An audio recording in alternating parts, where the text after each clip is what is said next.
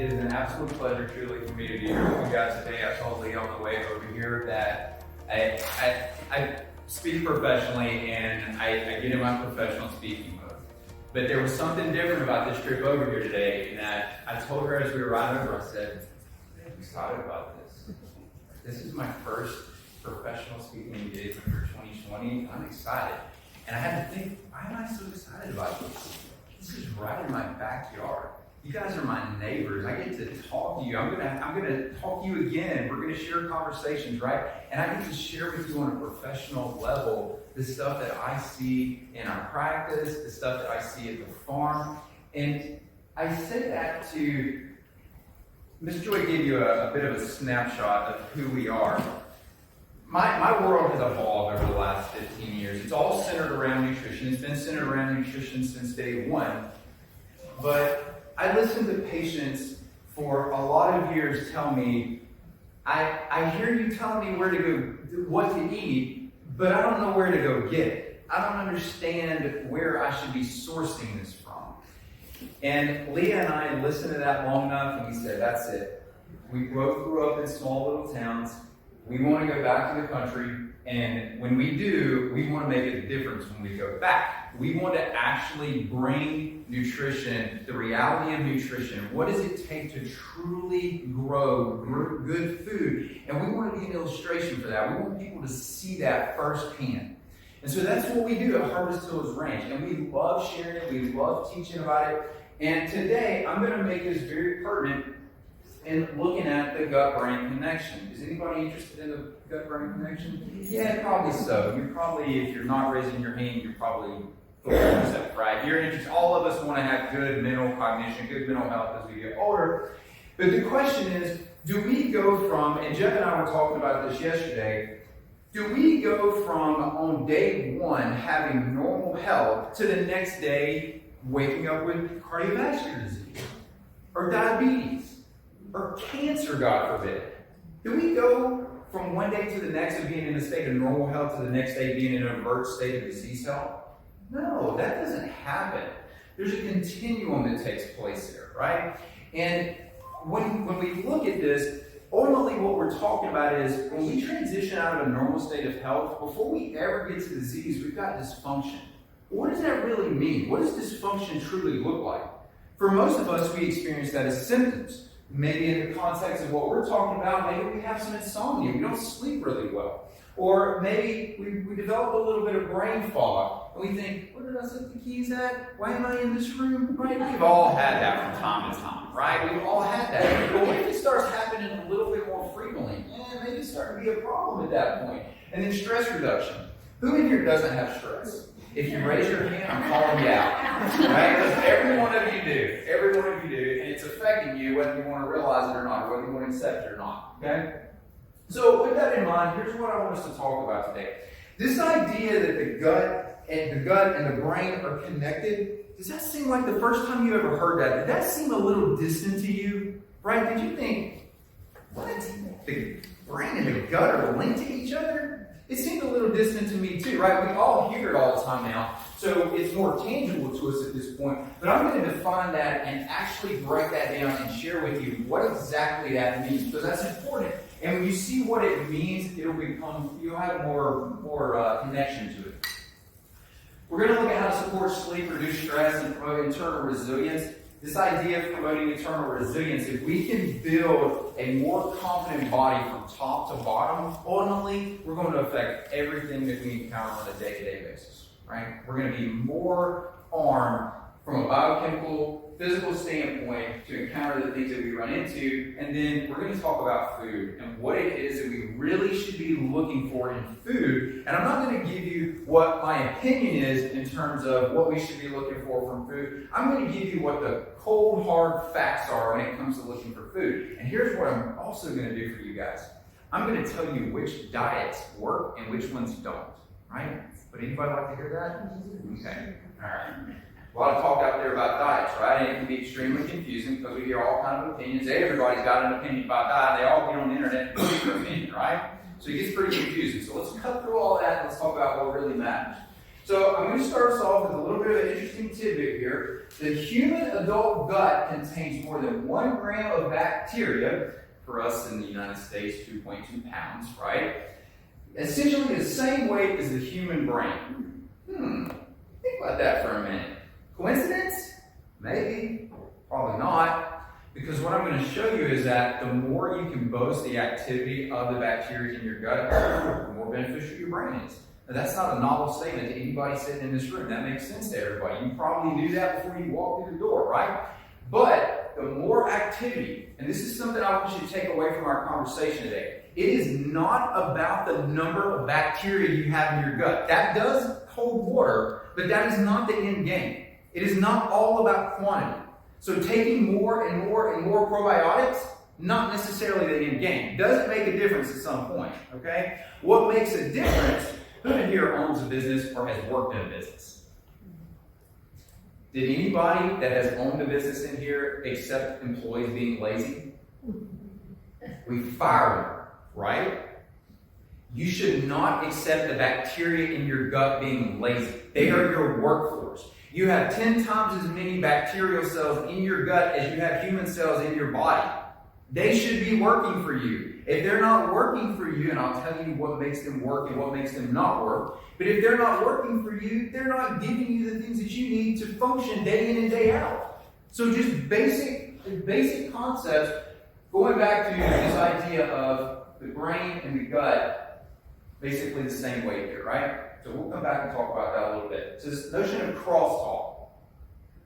So here's the importance of crosstalk. Gut microbiome affects virtually all aspects of human health. Did that say it affects the brain? See, we're talking about today what's talked about as the gut-brain axis. There's also other axes that are talked about as well, that we have very concrete, solid evidence that exist. There's the gut-liver axis. Any of you like to do detoxes? Want to clean your body up? Want to keep your body clean day in, day out? Focus on your gut, right? How about your hormones? Anybody want good hormonal balance, especially as we age? All of us do. There's a gut endocrine. Endocrine being the fancy word for hormones, right? There's a gut endocrine axis. There's all these axes that have been identified now that are tied directly back to the gastrointestinal tract. So I don't want you to look at that statement up there as just a passing statement of it affects all aspects of health. Yeah, you should have a good, healthy gut. No, guys. This is who you are. If your gut function is not optimal, and I didn't say good, I said optimal, then you're not getting the most out of life. Your brain gut, your gut liver, your gut hormones, all these axes just aren't functioning at high capacity. Now, if any of you think I'm just standing up here blowing a bunch of smoke at you with this idea, this conversation about crosstalk, about this bacteria in the gut, they talk over here and they talk over here. If you think that's really far-fetched, let me give you an example that will pull this in. It's January. It's early January. It's cold, right? So cold as it gets in Texas, right? But it's cold. There's this notion of what's called cold microbiota. I want you to take note of this. In this room, it's a comfortable, let's just say 70 degrees, room temperature, right? 70, 72, somewhere in that context. Outside, it's 65. Let's just make the example more impactful. Let's say it's 45 degrees outside. You guys know that when you leave this room and you walk outside, that the bacterial profile in your gut changes based on the acknowledgement of the change in temperature? How long did it take you to walk from inside this room to outside that door? 10 seconds? And the profile of the bacteria in your gut already starts to change in that short period of time. Now, how did they know to do that? There has to be a crosstalk. We perceive it by the sensation of the cold, right? That sensation of cold registers, it goes through whatever aspect of our body that touches, it goes back to our brain, and that brain, from our brain, it registers down through the nervous system, through our vagus nerve, and then onto what's known as our enteric nervous system, the nervous system around our gastrointestinal tract. It is that quick. That quick. Now, I want you to think about this. How many things stimulate your senses over a 24-hour time frame? Not just temperature. How many things stimulate your senses? Taste, vision, hearing. Those things all affect your microbiota. All of them. right? So I ask you at this point, rhetorical question, do the choices we make a difference in terms of what the health of our gut is? Not just the food choices we make, but all the choices we make. I'll show you some further evidence for that as we go into. In fact, here it is. I told you that I would make this idea between taking this big concept of how the brain and the gut, how they communicate with each other, and let's take that down to more of a micro level. Let's actually look at the fine details of what's happening here. There's 3 direct mechanisms by which this takes place.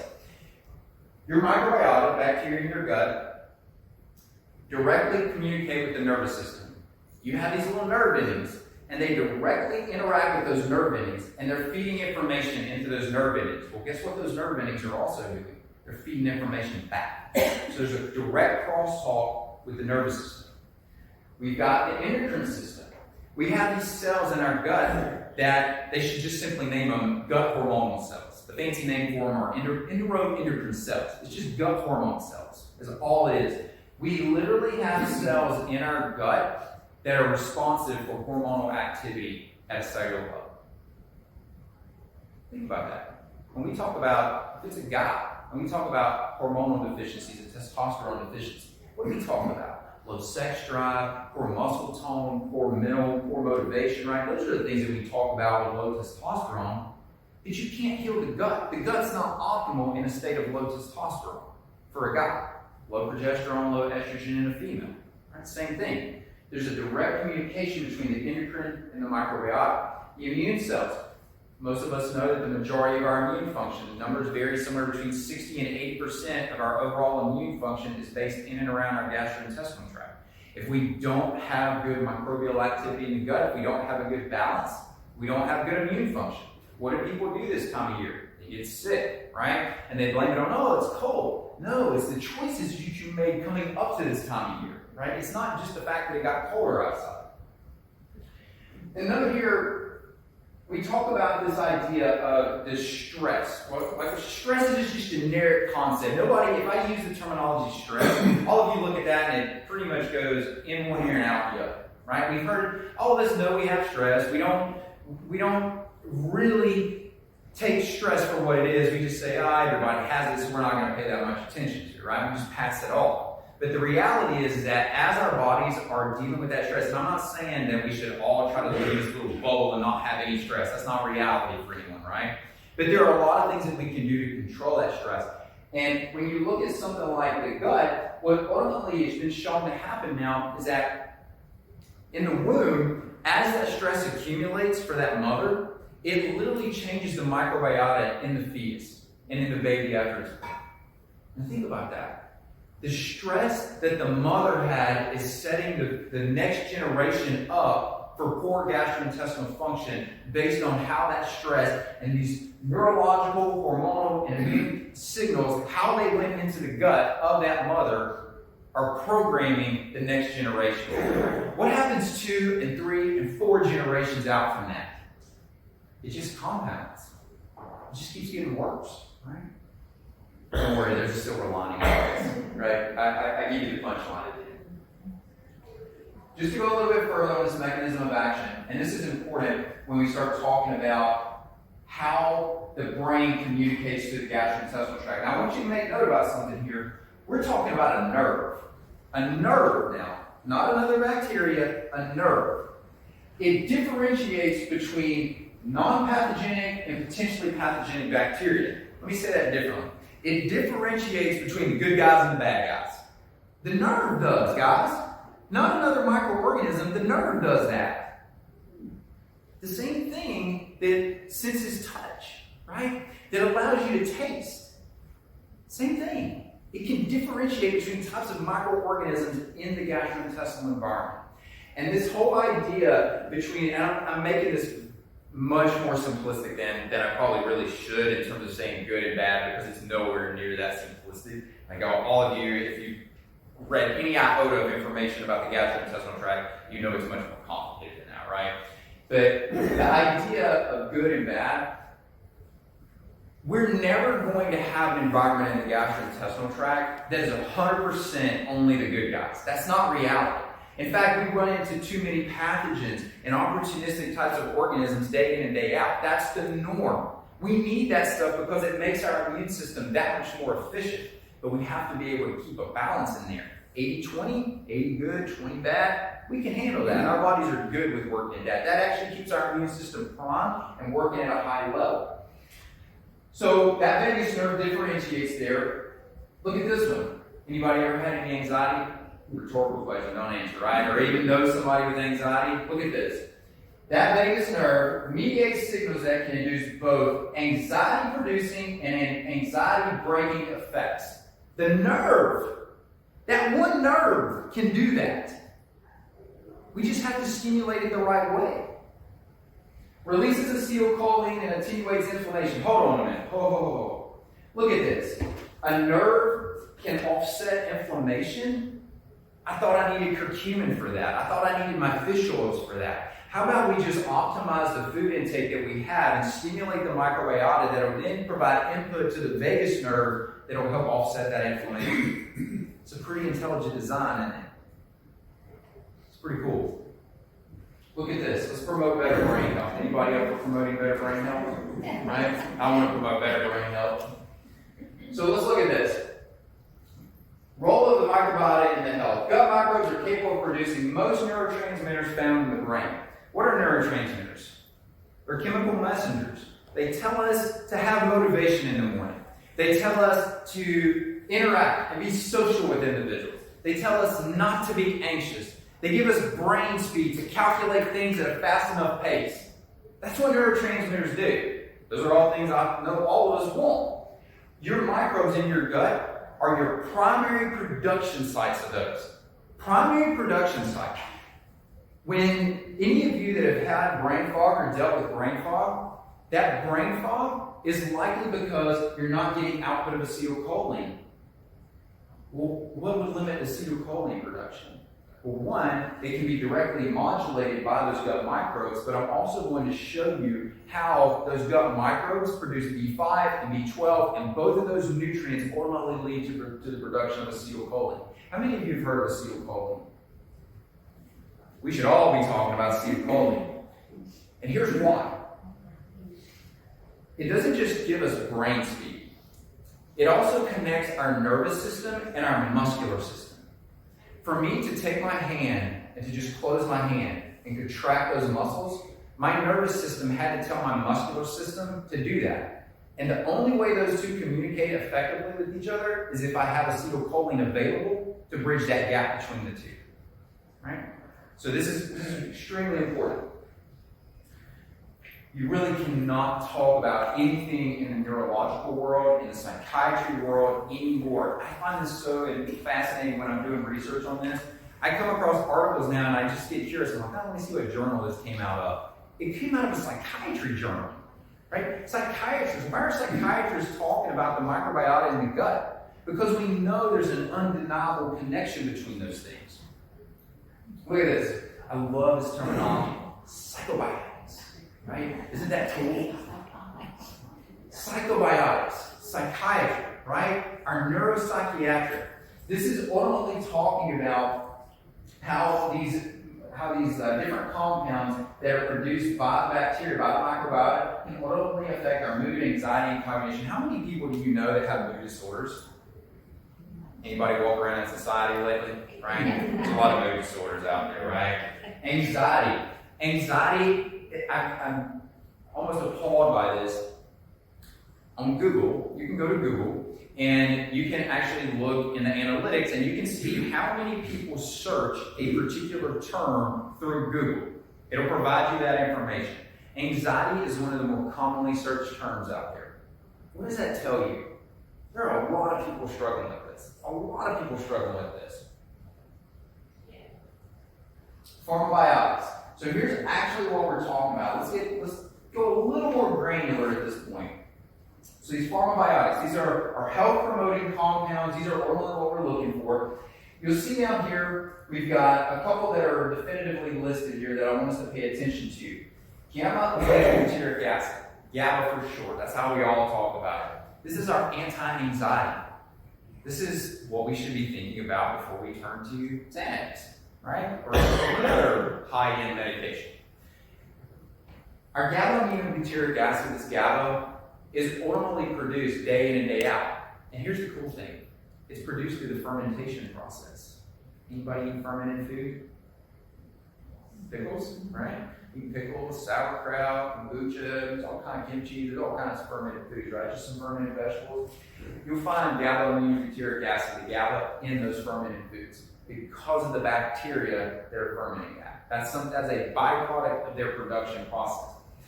Can you guys start to see now when I said earlier you cannot accept lazy microbiota, right? They have to be working for you. Because if they're not working for you, just as one example up to this point, they're not giving you GABA. We need GABA. We need GABA to calm our brain down. Does anybody, as you're going throughout your day, you find yourself, man, I got a lot going on. I got my to-do list. I got to hit my to-do list. I got to get my things done, right? Is that just me that does that? Okay, it's not just me. All right. So that's our brain revving up. That's our neuroexcitatory activity. Excitatory being the key word here. We have to offset that. There's a balance that has to be struck between excitatory and inhibitory. This GABA, that is your primary inhibitory. Think gas pedal, brake pedal. GABA is the brake pedal. It slows things back down, keeps us from racing too fast out of control. Okay? So we absolutely need that. And again, I want to reiterate the point. It is coming from the bacteria in your gut. Right? And I'm leading up to how do you optimize those bacteria? How do we ramp up their activity? Right? Serotonin, that's going to be our sleep, that's going to be our social interaction, our catecholamines. This is our adrenaline. When we need that burst of energy to get us through whatever that stressor is, that's our catecholamines. That's our adrenaline that kicks in. Our microbiota help us make that. Look at this. Some of you have probably been out to restaurants and you've had what's known as MSG syndrome, where you ate the food and you know that they had MSG in there because they were trying to stimulate the taste profile in that food and you felt miserable after that. That is an immediate indication that the microbiota in your gut are not working up to par. They should be able to convert that at about a 90% conversion rate. It's just an easy test you can do on yourself. I would recommend actually going out and doing it because the food that you're going to find that in is probably not going to be the healthiest food choice, period. So probably better off to avoid that, but you get the concept behind this. And notice on this that it talks about different types of organisms, Lactobacillus, Bifidobacter. I get a little knock at it when I started out towards probiotics. And I don't want to walk away with the mindset that we shouldn't use probiotics. There's a time and a place for probiotics.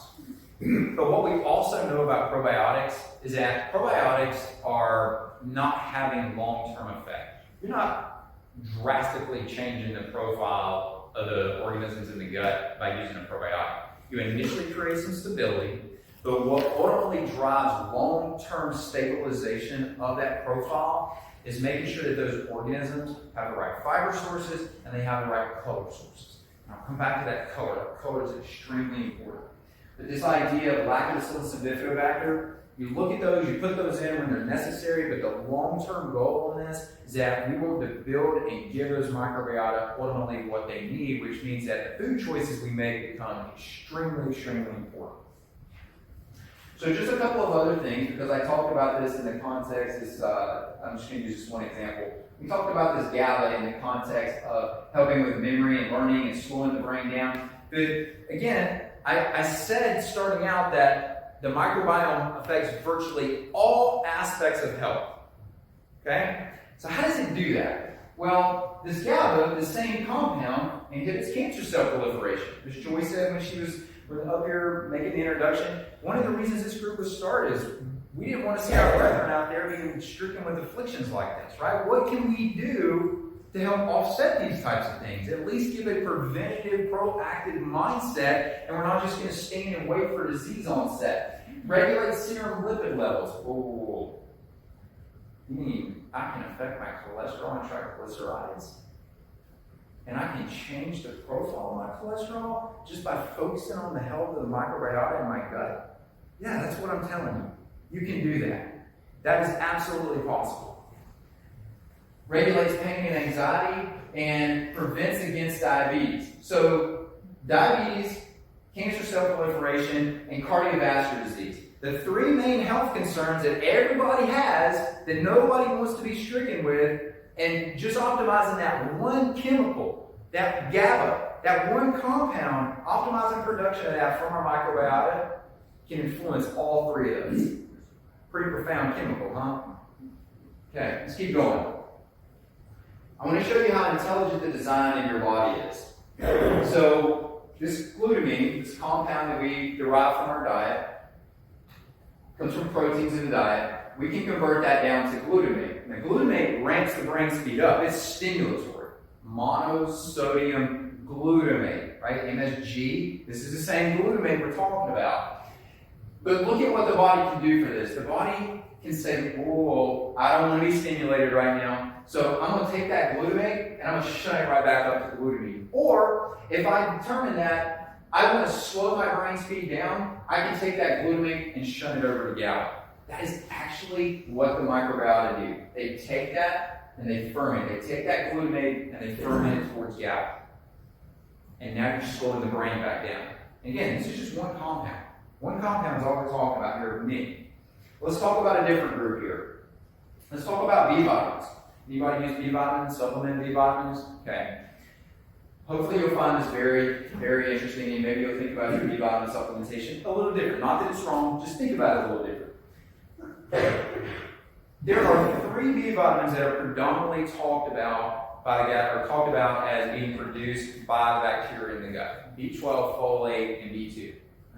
And I find it very interesting when I do nutrient assessments with individuals that I very consistently see a pattern of those 3 nutrients popping up together. Now here's the catch on this. Those same 3 nutrients that are produced by the microbiota at a very, very high level are also responsible for detoxification. You will not effectively detoxify without those 3 nutrients in place. You will not.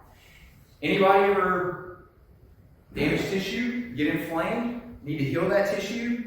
Happens all the time, right? You can only heal that tissue if you have those 3 nutrients in place. That's the only way it's going to happen. If those 3 nutrients are absent, or even one of those 3 nutrients are absent, you're not healing at an effective pace. You cannot regenerate new cells in your body at the pace that you normally should be able to. And you're not expressing your genes. Your environment is influencing your genes. Your genes have a direct interplay with the environment. And that environment turns those genes on or off. Those 3 nutrients right there dictate how your environment interacts with your genes. Do you want your environment dictating ultimately what your life and outcome is? I don't. I want my genes to be expressed in the manner they were ultimately supposed to be expressed in. I need those 3 nutrients, but those 3 nutrients come from the microbiota. Oh, and by the way, anybody ever hear of a compound called homocysteine? Homocysteine is an inflammatory compound. It's an extremely inflammatory compound. I used to use the analogy of it when I was talking about the blood vessels and cardiovascular disease. If I had a handful of glass in this hand and a handful of razor blades in this hand, and I took them and I just threw them down the hall, everywhere I hit the paint down that hall and chipped it up, that's what homocysteine going through your blood is doing. It's tearing up your arterial lines. Well, now what we know about that is that that same homocysteine damages the neurological system. It damages the cartilage in our joints. Then I can offset it with 3 simple nutrients. And those 3 nutrients I don't even have to take. I can just optimize the production of the microbiota and get those 3 nutrients. Right? And it doesn't mean that we don't use the nutrients when it's necessary, because most of us are in a deficit state and we have to make up that gap. So that's how the nutrients come into play. But look at this.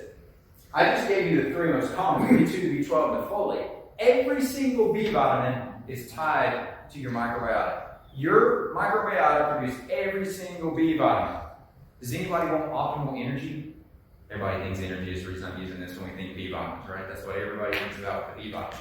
Well, if I want optimal energy, if I'm feeling a little sluggish in the morning when I'm getting up, maybe I can optimize my microbiota. Maybe I make choices as I go throughout the day to get more production and activity out of them so that they're producing more B vitamins for me every day, which ultimately get incorporated into my energy cycles, and I start to feel better. I start to feel different. Right? It's not coincidence that when someone cleans up their diet, they start feeling better. Right? There's multiple reasons for that. They drop the inflammation, they got these nutrients going again. There's a lot of reasons for that, but this is just another one. Vitamin K, another very important nutrient. And this is one of my favorite slides to use for two reasons. One is because everybody knows about vitamin D and everybody wants to supplement vitamin D, and because nobody knows about pantothenic acid or B5 and nobody wants to use it, right?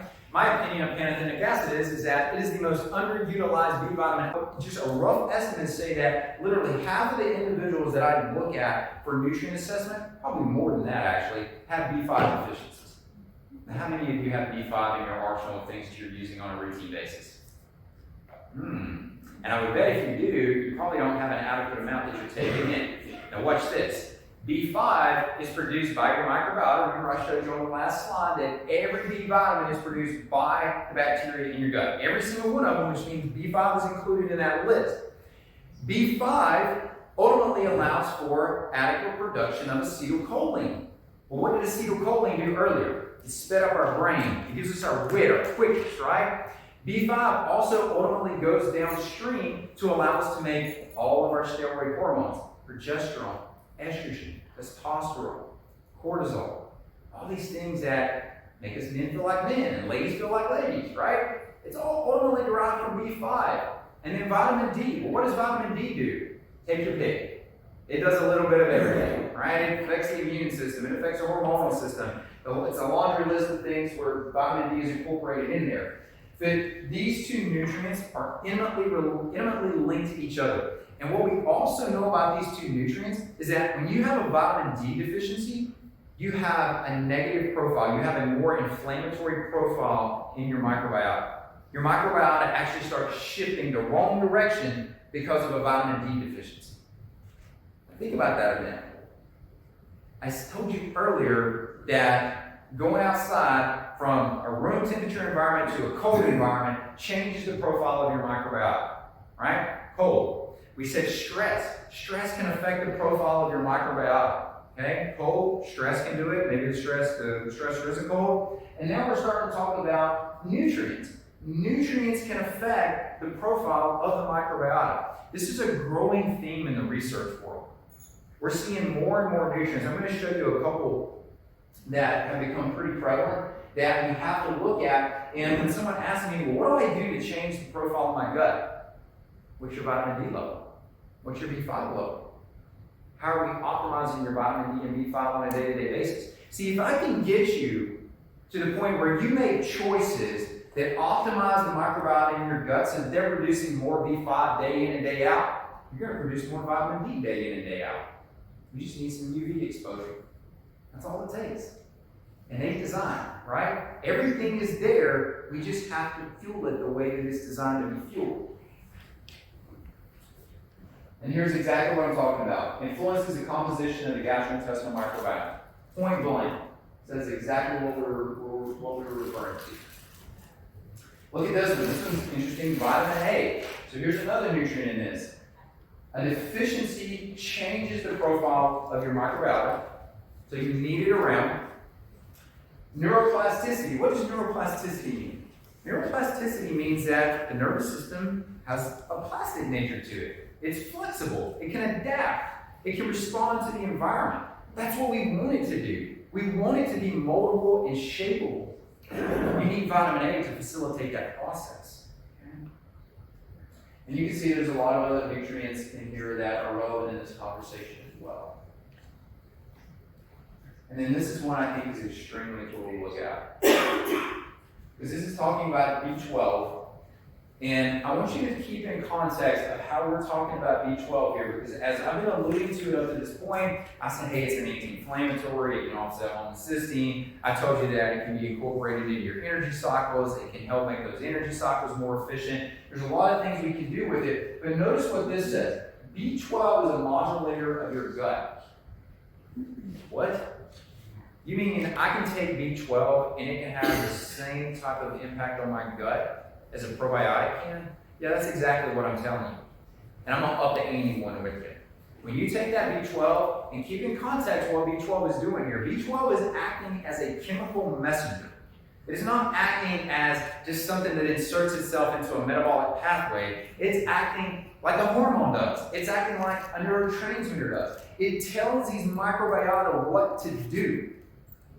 If that B12 is available to them, it manipulates their environment, it manipulates their profile. They become more proactive. They begin to proliferate. They increase in number. They increase in activity. And when they do that, they in turn make more B12. Which, what does that do? You guys see where I'm going with this? It's a forward-filling cycle. It keeps amplifying itself. And we keep deriving more and more and more benefit from it. And it's not just B12 that does this. There's a lot of nutrients that do this. So micronutrients and depression, I want to link some of these together for you. Look at the ones that are mentioned here. The B vitamins, vitamin D, the omegas, and we also know now that omega-3s, everybody talks about omega-3s as being anti-inflammatory, and they are, and they're also anti-inflammatory. When we're marketing our grass-fed, grass-finished beef, this is ultimately one of the things that I always like to point out in the way we run our systems, how it drives more omega-3 composition into the fatty acid profile of that meat. But ultimately what that's doing is it's changing the profile of the microbiota. That's huge. That's a whole different context than the way we have traditionally talked about what omega-3s do. We have a whole different understanding. See, it's important for every cell in your body. Your cells in your body are a network, and they have to intercommunicate with each other, just like a telecommunication system does. And then you have this other telecommunication system over here that we refer to as the microbiota, and they have to communicate within each other. And then those two telecommunication systems have to coordinate together. But you can only coordinate together. You can only have cell-to-cell communication if you have optimal omega-3 availability. Now think about that for a minute. You have optimal omega-3s, and what does your brain do? Your brain is your telecommunication system. It has to click, and it has to click fast, right? Just for me scanning this room and looking at the different faces and feeding the input in through my eyes, how much information am I feeding into my brain at that point by just scanning this room and interacting with you guys that way? It's a massive amount of information. And if I don't have adequate omega-3s, that communication system slowly erodes over time. It gets impaired. So we need that to be optimized. And these are all going to be things that can decrease inflammation and improve depression. Can you guys see at this point how just having optimal levels of microbiota can influence how our brains function? It's so important. Let's back out for a minute here. I told you I was going to talk diet with you. I was going to give you insight into which diet matters, right? Which diets you need to be focused on and which diets you need to ignore. So look at this. Unhealthy Western diet, we're just going to define that by sweetened beverage, refined foods, fried food, processed meat, refined grains, high fat dairy. That sounds like a good time, doesn't it? Increased risk of depression. Just point blank. Unhealthy food, increased risk of depression. Linear correlation between those two. Okay, well, what is the opposite also true? Well, lo and behold, it is. Healthy foods, defined as blah, blah, blah, blah, inversely associated with depression risk. You make unhealthy food choices, your risk of depression increases. You make better, healthier food choices, your risk of depression declines. It's that black and white, right? It's that black and white. Let's don't complicate the conversation. Just make good food choices. And when you do that, you optimize the bacteria, and the bacteria produce the chemicals that you need to turn on the function in the brain. It's going to make you more efficient every day. That's all it takes. And we see this idea, we're here to group around prevention. So let's look at this. What does prevention ultimately mean? Well, there's a couple ways you could answer that. Maybe in a traditional healthcare sense, that means dollars, or a traditional healthcare model, that means dollars and cents for us, maybe offsetting disease risk. But notice on this, that is an increase in the effectiveness of the outcome and the cost effectiveness when the right dietary choices are made. And let's take a few things that you probably have in your kitchen, and let me allow you to think about these differently. And then I'm hopefully going to entice you to pull more things into your kitchen as we go forward. But let's start with what you probably already have. So let's start with olive oil. We all know olive oil is very popular in the Mediterranean world, and for good reason here. And all olive oils are created equally. Of course, but when we look at this, we see that the oil and the secondary compounds, what are known as phenols in that oil, the antioxidants are the way that you can think about those. Those antioxidants in that oil can both prevent and counteract acute, so maybe you just have a short-term blast, or maybe you're starting to notice some more ongoing degeneration. Maybe again, the brain's not firing at the rate that it should be. You can see that it can have the ability to prevent and offset that, right? Olive oil by itself can do that. So how is it actually doing that? Well, it's enriching these phenolic compounds. And these phenolic compounds, I want you to take that away from our conversation today. I'm going to put a little more emphasis on that as we go forward. That's an important antioxidant term to remember. Reduces the free radicals. Those are what drive the inflammation, and then it modulates the gut microbiota composition. Wait a minute, guys. Don't overlook that simple point. When you use olive oil and it's rich in these antioxidative compounds, it positively influences the type of profile that you have in your gut. Right? This is something that you can do on an ongoing basis. The choices we make every day modulate the profile of our microbiota and dictates what outcome and what production we get from them that ultimately dictates symptomatically how do we feel. When we talk about depression, look at this, I want to read this one to you.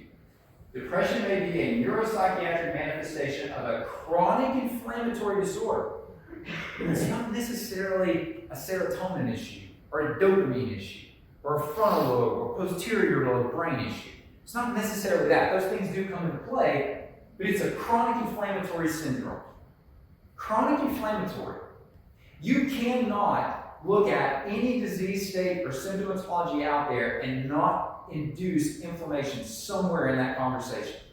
It has to be looked at and assessed. Another line of studies has shown that the primary cause of inflammation may be, what is that saying? A primary, guys, a primary, not a secondary or tertiary, a primary cause of inflammation is the disruption between the communication between your brain and your gut. Does anybody want to go have lunch with me today? I'm probably going to make a better choice, right? All right, phenolic compounds. I told you I'd come back to this one. This one's so critical. You got to know about this one. And you guys are already familiar with these. I'm just going to point them out a little bit differently so you think about them different now when you make food choices. But look at this. The modulation of the gut microbiota through dietetic maneuvers, including phenolic compounds, is also compound. So here's what this means. Color. I used that terminology a little bit earlier. Color in your diet. The more color you saturate in your diet, the more positive outcome you're going to have on the microbiota. That old saying of eat the rainbow of foods, there was a reason that was said. Go out in nature. Is nature a monocolor? Is it a single color out there everywhere in nature? No. There's all kinds of colors. Look when spring, the next 2 to 3 months when spring comes around, look at all the colors out there in nature. All those colors are antioxidative compounds in those plants. It's what we call secondary compounds. They're medicinal compounds. It's what allows those plants to have their therapeutic value. So the more color you can saturate in, vegetables, spices, herbs, fruits. I put fruits last on the list for a reason. The more of those things you can saturate into your diet, the more positively the outcome, the more positively you're profiling your microbiome. Let me give you an example in this that I really like. Turmeric. Anybody take turmeric or curcumin, right? It's an extremely beneficial anti-inflammatory compound, massive amount of information out there about it, and it's undeniable the health benefits that it has, right?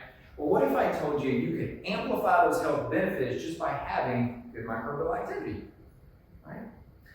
What happens is when you take in these phenolic compounds, they have a certain therapeutic value. But when the microbiota interact with those compounds, the microbiota actually release enzymes on those compounds that unleash even more therapeutic activity. It amplifies their activity. And this is not just a one-way street. These compounds, these phenolic compounds, and these antioxidative plant compounds, they also amplify the activity of the microbiota. So they love interacting with them because it's a boost of energy for them. But they also give us something back. So we get more from the things that we ingest when we have good microbial activity, and we get good microbial activity by making the right choices about the things that we ingest. Right? Pretty straightforward process. Phenol-rich diet, this is going to reiterate some of the things I was alluding to. Pretty much every one of these says that the more of those phenol compounds, the more of these antioxidative compounds that you can get, the more activity you're going to get out of the bacteria in your gut. It's a shot of adrenaline for them, and they love it, and they want their fix every day, right? So we're happy to give it to them. We talk about micronutrients. When I found this study, I was giddy when I found this study, and this went in just about every professional, or every presentation that I give to professionals for a very simplistic reason. The word micronutrient up there. When you ask most providers, tell me about a micronutrient, tell me what a micronutrient is. They're going to say things like it's B vitamins, it's minerals, it's some antioxidants. But notice what this says. This paints an entirely different perspective on what a micronutrient is. A micronutrient is all those things that I just said, but it's not just that. Micronutrients are also these phenols, these plant-derived colorful compounds. And notice how this says. It doesn't say non-essential micronutrients up there. It says essential micronutrients. You have to get these things in. And if these don't come in, that level of inflammation just continues to build and build and build. How do we offset that? We make sure that these are a routine part of our diet. So I pose this concept to you of looking at interventions as being intermittent versus constant. When we look at, just think about this really simplistically as the choices you make every day. Are you making a short-term decision that's only going to fix what's right in front of you that day? Or are you making a choice that's going to have long-term implications on how that influences the microbiome? That's all this slide says. That's all it says. We don't want to make choices that have intermittent outcomes. Yeah, things are good for a day, for a month, for 6 months. But then what about after that? I don't know. I don't like beating my head in the wall about the same thing all the time. I want to advance my thought process. Because that means I want to make decisions that are going to create a constant, ongoing change. And that's choosing these right foods. So, bottom line on this, your ability to optimize the gut-brain connection depends on your willingness to make uncompromising food choices. Uncompromising food choices. And I'm going to challenge every one of you as you go throughout your day, the rest of the day today, and just start with the day. Just start with the day. Don't go any further than today. And the rest of the choices that you make around food today, I want you to ask yourself, where am I compromising at? Because everywhere you compromise on your diet is having a long-term negative implication for you. Don't compromise on your food choices, right? Now, I say that because that's one of the taglines that we have. I don't compromise on food. The things that I do at Harvest Hills Ranch, I don't cut corners, and I'm happy to let any one of you go follow me around when I run chores in the morning. I'll show you firsthand how we don't compromise, okay? And I believe that's important. And I believe it's important for a couple of reasons, because one, as a producer of food, when I'm trying to drive nutrition in food, and this is what I think is one of the coolest concepts about this, driving nutrition in food just means aligning with the way nature does it. Someone once came out to our farm and they said, the conversation was about tomatoes and growing tomatoes. And they said, there's no way you can grow tomatoes without having bugs all over them. You can have bugs on our tomatoes. I don't know what to tell you. There were bugs on our tomatoes, right? And I really gave some thought about that. And there were a couple of reasons that came to mind to me about why that was. One, I tried to build the soil and do things ahead of time that was going to feed the soil that ultimately fed the plant that changed the type of produce that was there. You guys know that plants that get eaten by bugs just have weak immune systems. That's all that is. It's an incomplete developed plant. That's it. If a plant develops its full proteins, its full carbohydrates, its full fat structure, Its immune system's developed, and bugs don't want it. Bugs don't have the enzymes that we do, and they can't digest it, so they leave it alone. They want the unhealthy plant because it's not completely developed, and they don't need the enzymes to feed off of it. That's the reason they eat it. Right? It's logical. And the other thing I thought about is, when we work our cows across our pasture, I want diversity in our pasture. I want my cows eating weeds. I want them to take all the color and all the medicinal compounds in that food or in that plant, in that forage source, and I want them to ingest that and get the benefit out of that. And then I want them to move on. I want them to hit it hard, and I want them to move. And the reason I want them to move is because when those plants start to come back, you start to get an influx of microorganisms into that area, and you get an influx of different insects into that area. And my favorite time of year to look at our pastures is when we're starting to come out of summer and go into fall. Because you always get these mornings where there's this heavy amount of moisture in the air and it sits on the pasture.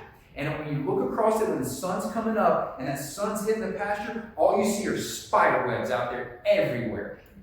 Spider webs means there's insects out there. And I like insects. Because for every one bad insect, there's 1,700 beneficial ones. Did you hear what I just said? For every one bad one, there's 1,700 beneficial. Why would I kill bugs? Why? There's no reason to.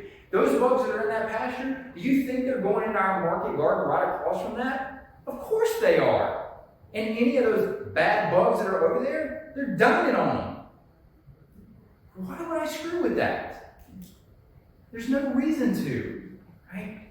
So that's just a glimpse of what we do and how my head works around this and how Leah and I try to implement the systems to drive nutritional quality into food. So when I put up here specializing in nutrient-rich food, that's our promise to you guys. That's what we do. And the choices we make, we don't bend, we don't budge on them, and that's the end goal of what we are trying to do to harvest the range. So I want to say this, and I truly mean this from the bottom of my heart. All of you guys that showed up today, I want to thank you because you took time out of your schedule and you cared enough to come listen to what I had to say and change your thought process and get a different opinion on it. And that's important. You had an open mind to think and look at something differently. Right? And I truly, for both Leah and I want to thank you for doing that. Ms. Crenshaw, I want to thank you for giving us the platform and the opportunity to do that as well.